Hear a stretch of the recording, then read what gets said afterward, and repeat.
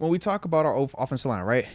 One of the things that I would say in terms of why I felt just a little bit uneasy was because of that particular matchup. Not because of it being a rookie, but because the common theme is speed. Speed had Chooks being a little nervous in the sense of it just had him playing a little bit out of whack.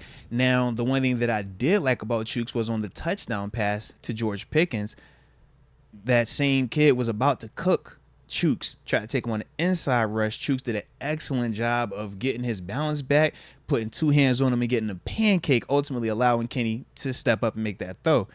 If Chooks don't finish the way that he does, Kenny probably getting hit and is not even going to get that ball off.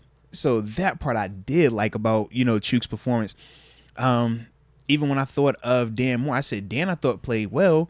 But then when I'm looking at Broderick, I thought Broderick was kind of up and down. Broderick's also a rookie, first time in an NFL stadium playing as much as he did. Yeah, he played a lot. He played a lot. I think there was more. So I was like, scrutiny. yeah. So I'm like, all right, are you fatigued at some point?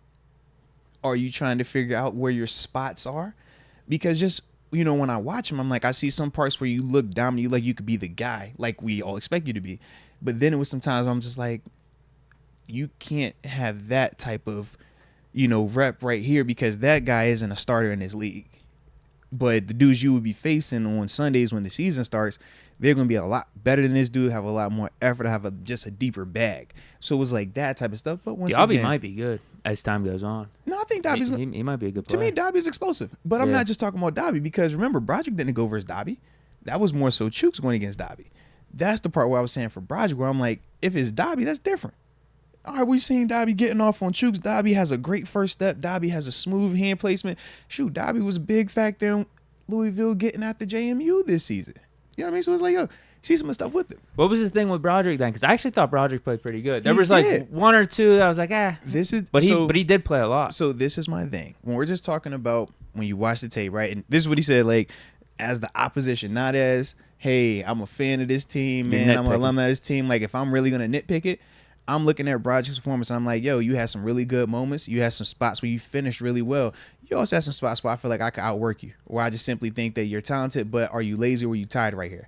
That's the part I'm speaking on specifically. And you can get away with it in a preseason game in the third quarter and the fourth quarter, right?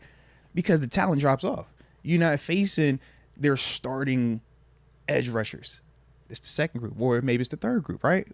We don't even know, like, because we didn't follow the whole roster to see who all these particular guys. We knew they weren't the guys, right? Right.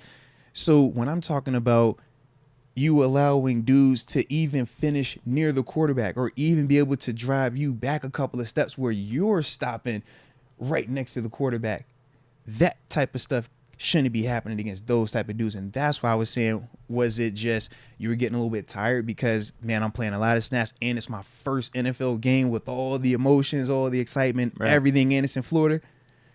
Or is it just simply you just got to raise your level up in the sense of you can't just say because I done blocked this dude 3 times to sleep, I could just chill on this last one right here? Because that was the part for me where if... And you were in the whole game. Yeah. So you went through the second stringers, the third stringers, and saying? Protecting Tanner Morgan. So you're like, he might be thinking in the back of my mind, chilling. Bro, what am I getting out of this game? and honestly, you do think like that in the preseason for a fact. It's times where you're like, bro... I don't blame Tomlin leaving him. Try to build that mental fortitude. Well, he's a rookie. Yeah. No, you play them rookies, man.